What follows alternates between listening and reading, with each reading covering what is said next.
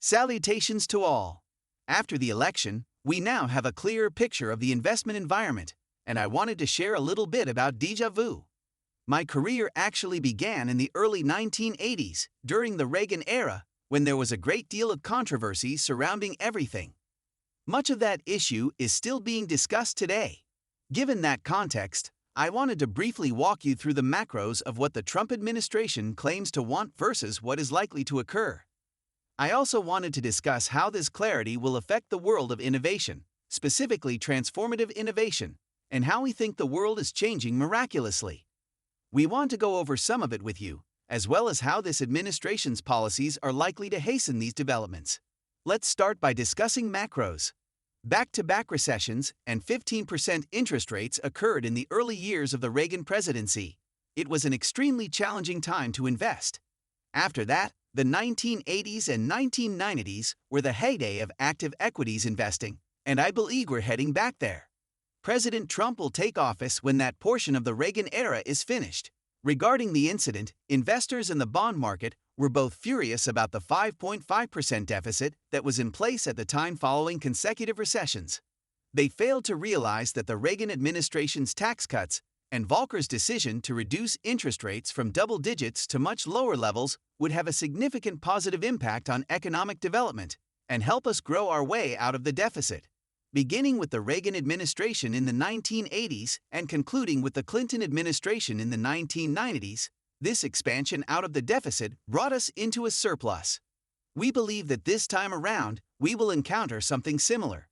We think the tax cuts are very essential, particularly if Trump fulfills his tariff pledge. Although I personally dislike tariffs, there will be a trade-off if we oppose them domestically by lowering tax rates for businesses and consumers while imposing tariffs, not on our free trade partners, but on those nations that truly do not provide equal opportunities for American goods and services. That's a wise compromise. Therefore, I don't believe that the criticism of tariffs will be universally felt. That isn't the topic of this discussion. President Trump, in my opinion, is a strong supporter of growth and will not take any action that will obstruct it.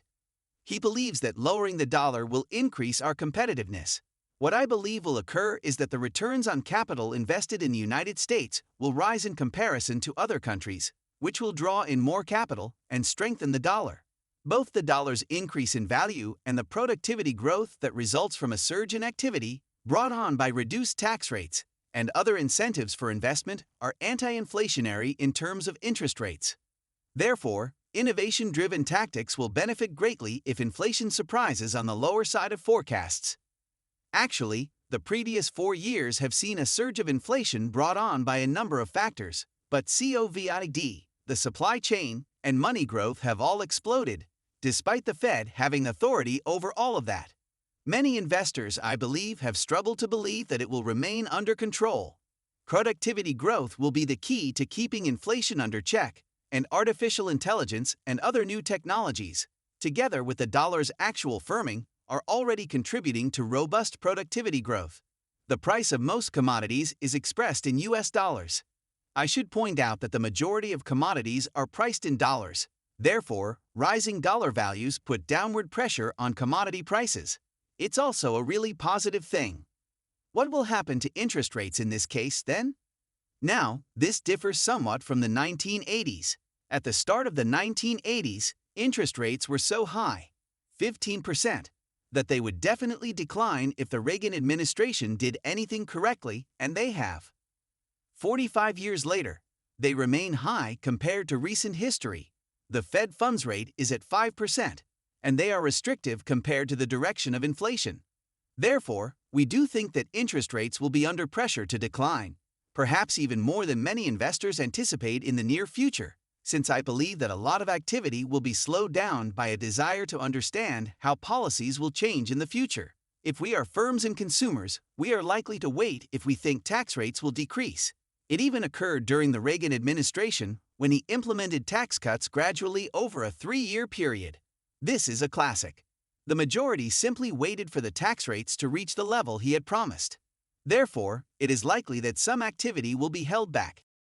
Therefore, in terms of government policies, a change of leadership at some regulatory agencies, such as the FTC, SEC, and the threat to the movement of digital assets may be the most significant development in the near future.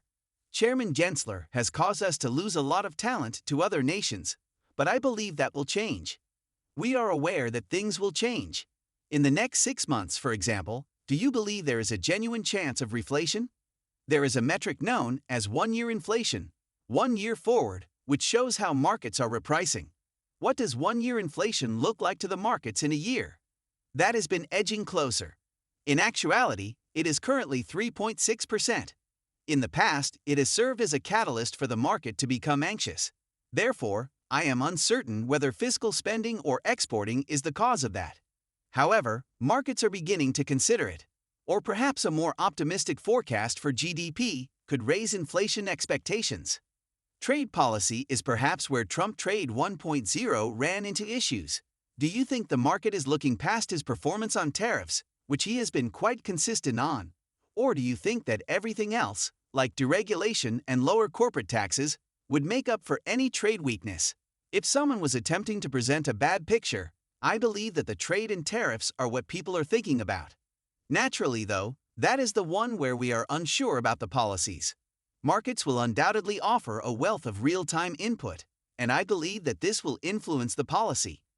Therefore, I believe that we should generally anticipate a pro-business environment that is also likely to be equity-friendly. What is the current state of the fundamentals, the recent rise, the multiples, and your earnings projections for the upcoming year? As we come to a close, I believe that earnings season has remained quite stable. Energy and certain commodity industries, together with healthcare, have been a drag on earnings, as you are aware. However, industries like electronics and industrials continue to generate solid figures. The outlook for next year should be favorable, in my opinion, as housing activity is increasing and financial costs are declining.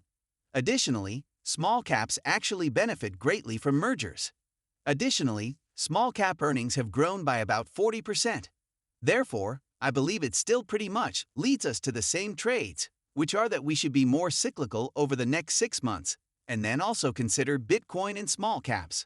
Why little caps? Combinations?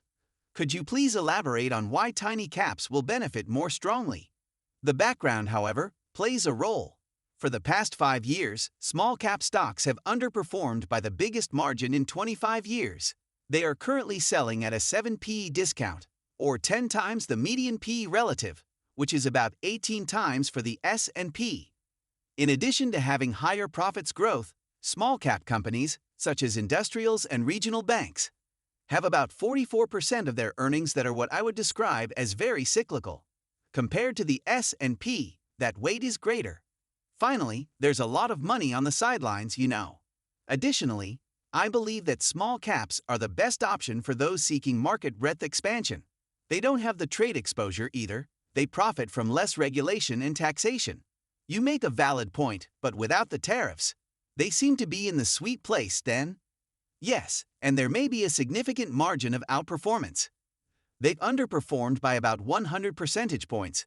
Therefore, I believe you can make up that difference in the next years. Elon, whom we mentioned just now, supported Senator Lee's idea to shut down the Fed over the weekend. In essence, a story about Powell being ready or being prepared to justify a removal appeared in the journal over the weekend.